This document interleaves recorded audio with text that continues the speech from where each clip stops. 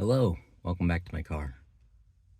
I wrote some notes for this video, but they're stored on my phone, and I assumed that I would be able to start recording on my phone and then switch tabs to look at that tab while I'm still recording video, but no, it stops recording video. So I could either fuck around trying to find a good app that will do what I want it to do, or I can just switch back and forth from notes to this. It might be a little bit less essay structured. So we've seen some of the crazy things that they insist that their God has done, and they insist that it has to be that God specifically that they are worshiping. The baby killer, that one is the one that they are insistent is the one that they are worshiping. How can someone presented with those verses say, yes, this is a God I want to worship? Well, of course, they weren't presented with those verses first.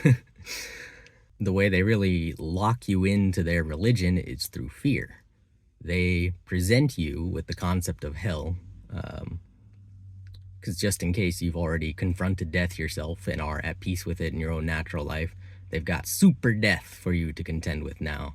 So you better get scared all over again. Humans have a very strong sense of self-preservation, a survival instinct. I think it was called the acute stress response, fight or flight, or faint, or fawn. There's a lot of different words that can be put into that, list. But I think that the point is that a human, or really any living thing with a high enough brain function, will do anything that it can to prolong its life, to protect itself. At some point in your life, you will be confronted with the concept of hell. It has probably already happened. It is very ubiquitous. It's everywhere. But at some other point in your life, you're probably going to have to talk about it more in depth with a Christian, because they are also so widespread and ubiquitous. So as a kid, I was kind of ready to join, the fight part against hell on the Christian side because I didn't know any better. But I also didn't know why I should believe it the same way that my parents did. I hadn't seen enough yet to make that decision for myself. But when I was around 8 years old, I went with the Royal Ambassadors, which is kind of like a religious Boy Scouts, to some kind of youth retreat. I don't really remember the details. I was only like 8. But I remember they would often have assemblies in like a big auditorium, and we'd all be sitting in chairs, and there'd be guys up on the stage doing like a routine or like a presentation. And they regularly imparted, how scary and bad hell was, and how the only way that we were ever going to avoid that fate would be to come forward now and, and admit your sins. And so by the end of that week, having had that, spat at us so much, at some point during that time, I went forward and I said, well, this is probably my best time to get saved because, it's not really clicking with me, and, but it sure seems important. And so I think that the response that my brain, my survival instinct spat up for me is feign. And you could say that that's a lie, that I lied about accepting Jesus. I was a child, I was 8, and I was scared to death. Well, not scared literally to death. I was literally scared for my life. And so once I kind of made that decision to, okay, yeah, say whatever you need to say, do whatever you need to do to avoid this eternal damnation punishment, and we'll figure out the rest later. So the whole time I'm going through this process of people telling me, well, you know what it means to be saved? You got to accept Jesus into your heart, and you got to, live your life like this, and you got to say these words. And so I said, okay. Like, I'm just nodding along, basically. Like, I'm there for the ride at that point. Like, they already got me. The fear won. And from there, they could mold me into whatever they wanted me to be. I was trying to figure out, like, well, it has to actually, count. I have to genuinely do this. That was something that they made very clear during the whole time. And I was trying to figure out, like, well, how do I make it real? And so I kept trying. I kept trying to feel the same God that my parents felt. I prayed to God, to Jesus, and the Holy Spirit. Their God is one of abuse. It's one of self-righteousness and ego and punishment, and that's how I treated myself and the people around me, while hiding from my parents under their own roof because they had just ruined my life. Because I got saved before they ruined my life, before the move, before the traumatic move. And God didn't help me with that, and they didn't help me with that. But I was still trying. I still wanted to be in their faith. I still thought it an impossible thing to stand up against. Because the thing about the church is they don't want you to leave. They want you to stay there, giving them money, helping forward their goals, helping spread their message, and helping reinforce all the other people who are also there. And everyone there is desperate to reinforce each other. It's like the kind of insistence that comes across as just so scared. Because that's what it is. They're scared for their lives, and they're there desperately trying to assure each other that no, what we believe is definitely true. Look at how many of us are here supporting each other, supporting this God that we all feel, right, guys? We all feel that life or death survival instinct, because that's what that feeling is, because I felt God. During that time, even, I say like, oh, well, God didn't help me through the move. Like, he didn't undo it, but I was praying and I was still feeling like that things were going to be okay. And, that was a lie. But that comforting assurance that you can feel and you believe so strongly as God, that is your self-preservation. That is your survival instinct telling you, yes, you made right choices. You are making the choices that are keeping you alive. So keep making them. Do not change anything. Don't even think about it, because if we think about it, we might mess up our survival decision and die. So in a way, I'm lucky that I never actually understood the Bible enough to believe it in the first place. Because if I believed baby killing God from the get-go, I don't know. I don't know what would have happened. And if they had managed to convince me that God is real at any point, like, I would just be gone. I would be their slave. I would be their subject. I would spit out whatever horrible things they want me to say about whatever group is allegedly opposing the church that day. And we'll pull out whatever verses we want to pretend that it's love while we're hurting people and making things worse for everybody and holding everybody back. It's scary. And so I got farther from my parents' God, but I tried to stay religious. I thought that being Christian was important because of all the things that we had talked about my entire life. And while, I was never going to agree with baby killing God, I still worshiped God, and I still tried to follow his teachings and the things that I did. And I stuck with that through college, and stuck with that when I got my first house. And that is where the breakdown finally happened.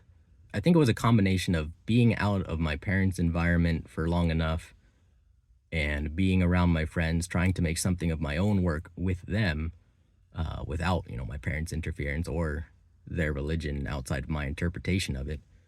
And it went so badly. Like, I was caught off guard by how ill-prepared we were. And the reason for that is that we weren't being truthful, or at least I wasn't. And I never could be truthful because I was trapped lying to protect myself.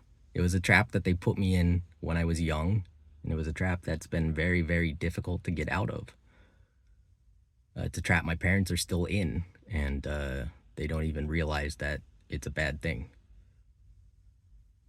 I've been showing my other videos to my parents, and I'm probably going to show this one to them too. And their takeaway, I'm going to make a prediction here. They're going to say, well, see, the problem is you weren't saved for real. And it's like, yeah, but none of it's real. That's the problem. That's the real problem. There is no being saved for real. There's nothing to be saved from, and there's no one to save us. Let's focus on the real problems, please. Can we? I would love that. I've got a lot that you just don't want to look at, that you put here. Please.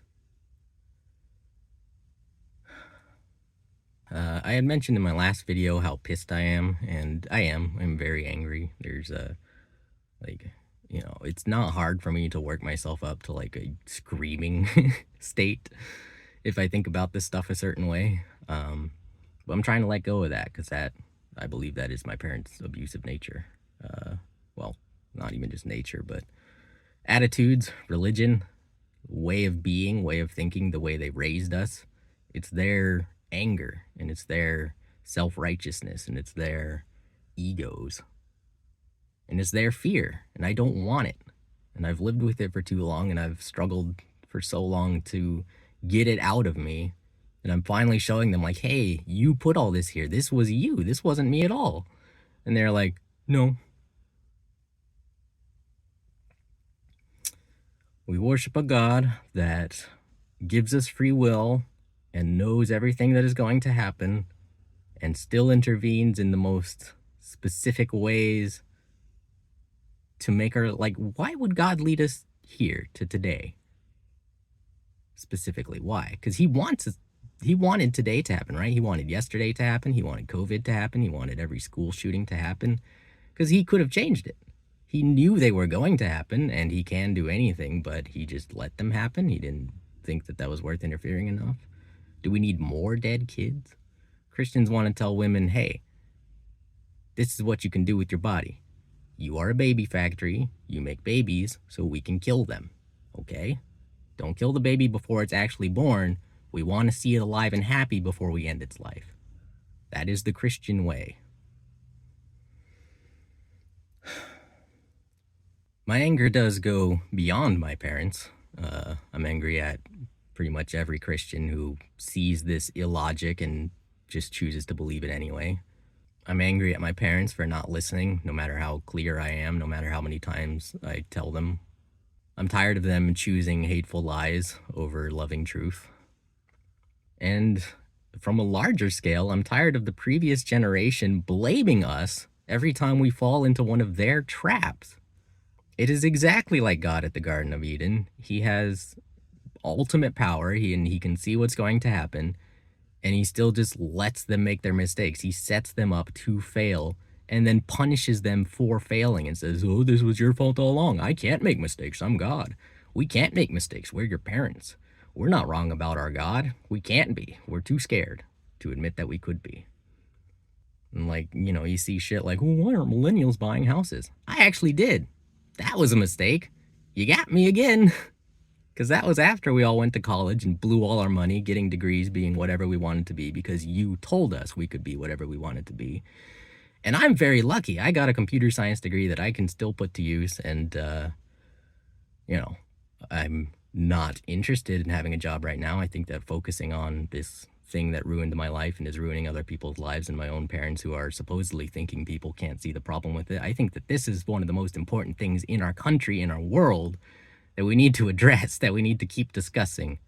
Because they're using lies to justify anything they want. Specifically, baby killing. Like, that is,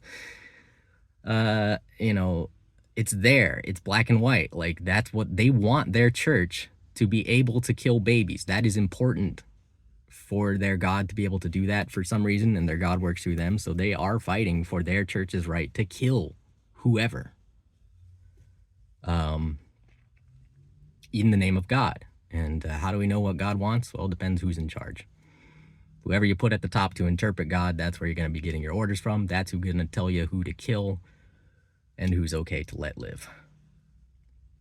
That's not how I'd rather... I would rather do things a little differently. I would rather put more responsibility on the individual so that if we all see something like that happen, we can stop it, And I hope that that's the case. I hope that if anything like that, started to happen, it's just hard to say because we get some glimpses now and then of their cult mentality in action politically, and it is scary. So I'm tired of the previous generation having set all these traps for us, laughing every time we fall into one, blaming us, and then also blaming us when we don't fall into their traps. Like, why aren't you buying houses? That's where that came from. Why aren't millennials spending more money? It's because we don't have any. It's because you won't give us any. It's because the society you set up is just a trap to exploit us. That is why. And so with all of that in mind, I guess my conclusion is even if you believe that God is real, you would rather kill babies for him than go to hell? Because I would rather go to hell than kill babies for some asshole. Yeah, I would rather go to hell. And I would hope that that's not a controversial opinion. I would hope that killing babies for a person that no one can prove even exists would not be okay in any way, would be seen as this monstrous, disgusting thing. And it's part of the, like, one of the biggest religions in the world. And people are constantly saying, it's not that bad. It's not like that. It is. You're not looking. You're not paying attention. That's part of the problem. You're not thinking. We need to turn our brains on and keep discussing this because it's not going anywhere. I can't say, I don't know. I can't say it's getting worse, I guess. Feels like it's getting worse. It has the potential to do anything. And I see a lot more bad potential there than good because it has the potential to just trample over everyone else's rights. It has the potential to just kill people who did nothing wrong. It has the potential to punish those who did no crime. That's not a world I want to live in. These aren't people that I want in my government. These aren't people I want in my family. And that's what my parents can't seem to understand, is that I'm not just judging them. I'm not just like lashing out like, wah, you did bad to me, now I'm doing bad to you. No, you did bad to me, your religion is bad. Like, it's a flawed process. It's a flawed way to think. It's a flawed way to act. It's a flawed way to raise your kids. Please don't raise your kids Christian. Raise them with real love and real truth. You won't find it in any one book. You got to look at the big picture. You got to look at as many different sources, as many different things as you can. The Christian worldview is so limiting and small and scary. I wish more people could break free out of it, but they use fear to control you, your survival instinct. So you have to face death alone to let go of God. I did it. It was fucking hard, but I did it. It was scary. I had to do it alone because, you know, no parents, no home.